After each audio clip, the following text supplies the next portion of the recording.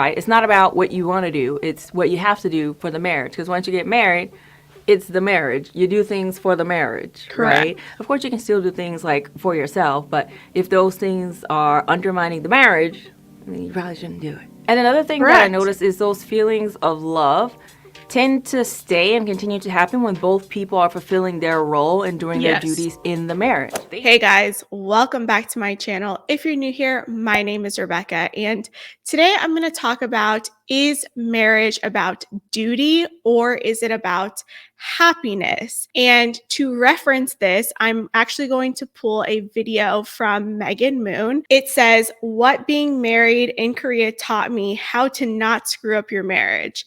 And so I'm going to look at what she has to say about this and then give you my points and my opinions about this subject as a married woman. So if you guys like this video, please give it a big thumbs up, subscribe down below, and let's get into it. So as we know, Korea is very different from my home country of the USA, America. And through marriage, I've also learned a little bit more about some differences that we have in the way that we view relationships and the way that we go about them, etc. So I thought I would talk today about some things that I learned from being married here in Korea. The very first thing that I learned was that marriage is duty. And it's quite different from like kind of what we see like in the Hollywood and in media and stuff. And I feel like kind of our view of marriage like in America is a bit more romanticized. It's like romantical kind of Disney kind of fairy tale type thing that we like view with marriage. I feel like sometimes we lose a lot of the duty. And a lot of people in marriage just think about, you know, the things that they want to get. Like, I want to get married so I can get this and I can get that and I can have love and happiness and stuff like that. But I notice in a lot of Asian countries, like they view marriage as duty. Of course, you know, people love each other like when they get married, but there's more of an aspect on the things that you need to contribute and things that you need to do in the relationship to keep it afloat. And I notice when people think of marriage here, they think less about, okay, what am I going to be getting? Like, give to me, and there's less of this sort of entitled feeling for what you think you should be getting in marriage, and people tend to focus on how they can make it work and the things that they need to do within that marriage. Okay, I agree with everything she said so far. In Western societies, there is such a huge emphasis on happiness and love in marriage. We've romanticized it through rom-coms and Disney, Disney movies and things of that nature. And people always focus on the wedding and not the marriage. So many people want to get married, but they don't know what it means to be a wife or what it means to be a husband. And so you walk into marriage thinking, oh, it's all about happiness, it's all about love, and this feeling, right? This feeling of happiness, this feeling of love, when actually love is an action, love is a verb. In duties in marriage, you can also receive love. You can also get happiness from fulfilling your role in the marriage. And that's something that I tell people. Yes, I am fulfilling my duty as a wife, but in return, I also feel fulfilled because of what I do for my husband and vice versa. But today we live in this entitlement society where everyone wants to do things for themselves. It's all individualism, and that is not going to help in a marriage whatsoever. It's actually going to break down your marriage because you are always going to prioritize or pedestalize your happiness. That is a recipe for divorce. So we're going to continue and listen to what she has to say, but so far, this is spot on. This is, instead of people getting their happiness from what they're getting, like I'm happy when my partner's just doing this for me, or when I'm getting this love, or when I'm getting the things I feel like I'm entitled to get, is people feel more happiness in knowing that they fulfilled their duty in marriage. And I think that's something that's actually really nice because you can't really control what other people do, right? You can't control like if someone's gonna do something for you that day, but you can control the things that you're doing. And I think when your happiness comes from a sense of fulfillment for Yes. doing the things that you're supposed to do to keep the marriage running, then I feel like that leads to much longer happiness as opposed to just what can I get, what can I get, what can I get. Your fulfillment and your happiness comes from the duty, from the things that you do in your marriage to sustain and grow your marriage, which is so important. And I think people miss that component about marriage, about relationships in general. If you are unhappy, no other person is going to fill your cup when it comes to happiness. The only person that can fulfill that level of happiness is you, but it's never going to come from your partner. You need to be a full person, and your partner, your husband, your spouse, your wife has to be a full, complete person. And I'm not saying everyone's going to walk into marriage with all of their trauma resolved or all of their problems resolved. But the fact that you work on it and you identify, okay, these are my shortcomings. These are the things that I need to work on myself in marriage to bring happiness to myself. That's very important. So I hope that makes more sense. And let's jump back into what she has to say. Compare like marriage to like a business or something, right?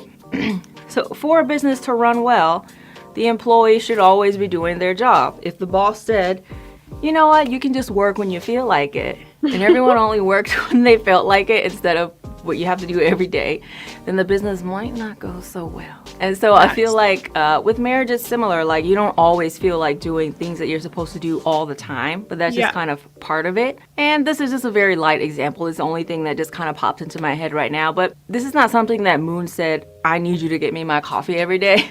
But it's just kind of something that I like to do in the morning is to make Mr. Moon coffee. Sometimes I don't feel like getting his cafe latte in the morning, but I know it makes him happy and it keeps our marriage going. And when he sees that I'm getting up to get him his cafe latte, even if I want to be sleeping in, it makes him happy too. It makes him want to keep doing things, you know, for me. So we just keep giving to each other and each other and each other, and we continue to like thrive in that way. I echo the same sentiment. Sometimes I don't want to get up. For instance, my husband goes to work very early on Mondays. So I have to get up to prepare his lunch and his breakfast and his coffee, right? So that he can get ready for the day.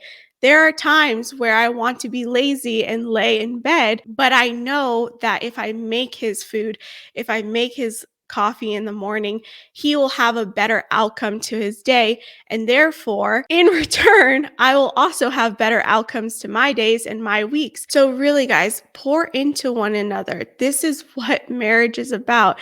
And it's that fulfillment that you get from pouring into one another that will lead to long lasting relationships and to happier relationships, if I might add. Okay, let's continue. Right? It's not about what you want to do. It's what you have to do for the marriage. Because once you get married, it's the marriage. You do things for the marriage, Correct. right? Of course, you can still do things like for yourself, but if those things are undermining the marriage, then you probably shouldn't do it. And another thing that I noticed is those feelings of love tend to stay and continue to happen when both people are fulfilling their role and doing their duties in the marriage. Things work out that you put effort into. I don't know if that makes sense. I hope it did. Take from it what you want. Complacency is one of the biggest killers of marriage. It leads to indifference. I believe Amira said this from the Lapeef show. She said, it's not hatred that is the opposite of love. It's indifference that is the opposite of love. And that is correct because there still is a sense of feeling there because you have to feel that certain way to feel hate. It starts with complacency. Oh, we're not working on things. We're not talking to one another. You just become roommates. And then it's like, well, I'm just indifferent to you. Like, I don't care if you're here or not. I'm just going to continue to live my life. And this is why I say marriage is hard. Marriage is not an easy thing. It requires work. It requires you to be an active member in your marriage. It requires you to be involved in your marriage. And if you get to a place of complacency in the marriage will eventually fall apart because it will lead to this sense of indifference. And you never want to get to a place of indifference because that's when people start looking the other way or things get done and infidelity happens and divorce conversations start happening. So working on your marriage, feeding your marriage, pouring into one another is so important for the longevity of your marriage. A lot of people here think of marriage as kind of like something we need to work at together. It's not something that either just matches or doesn't, right? Any good marriages that you've seen have a lot of work. And I feel like a lot of people tend to just kind of know that here, and it's kind of something that's more in the culture. So the next thing that I've kind of learned to do here is I've really learned to embrace the differences between men and women. I feel like sometimes in the West, we like to ignore that there are differences between men and women, but I feel like here in Korea, people understand that there are differences, and it doesn't mean that one is better than the other. Correct. But they don't demonize any characteristics that are inherently masculine or feminine. People allow for people to play to their strengths, especially in relationships, and I think that's something that's really nice. And the beauty of it is you're not necessarily bound to the expectations that people have of this is man and this is woman. Society is not saying you must have traditional gender roles. But if you want to do that, people don't seem to demonize you, where I feel like sometimes in the West now, I mean, I was like that.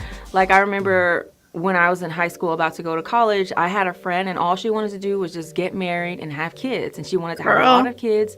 So she did that right out of high school. And I remember kind of judging her like, ew, why would you do that? You have no ambition. So then I kind of like really stopped talking to her because I thought, oh my God, what is that? Like, why would you just want to do that? And like, live with a man who makes the money and do that. Like, be independent, have some ambition and stuff. Like, that was kind of how I used to think about women who wanted to do that. But one thing that Korea has taught me is that, you know, everyone like chooses what they want to do. If a woman wants to take on a traditional role and that's what she wants to do, then we shouldn't tell her she's wrong for wanting to do that. You know, okay, I'm gonna leave this video here.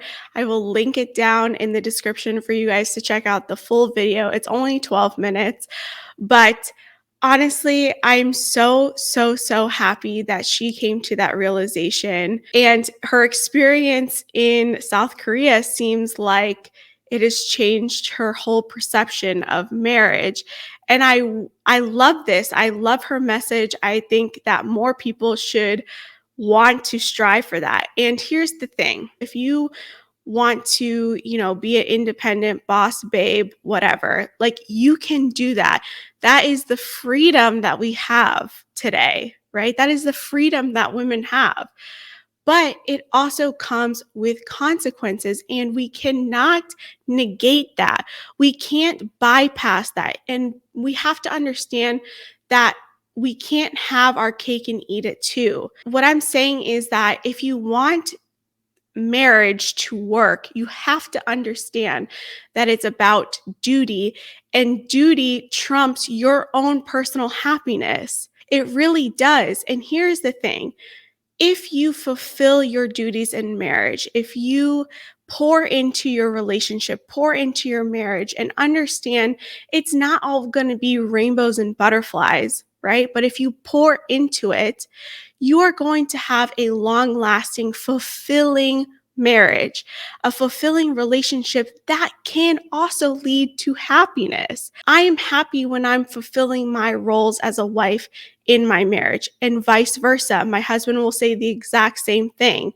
And that is what marriage is about. It's not about love. It's not about happiness. It's not about all of these things that Western society wants people to believe that it is. If you want to be in a marriage, if you want a good marriage, you're going to have to work towards your marriage. You're going to have to get your hands dirty and work in the marriage so that you can eventually have a long-lasting, healthy marriage. But if you choose the path of your own personal happiness, your own personal things that you want to do for yourself, or this level of entitlement, it's going to destroy your marriage. And that's not what I want for people. But we need to change our mindsets if we're going to walk into marriage. So that is my video, you guys. I hope you enjoyed it. If you did, please give it a big thumbs up, subscribe down below, and I will see you guys in my next video. Bye, guys.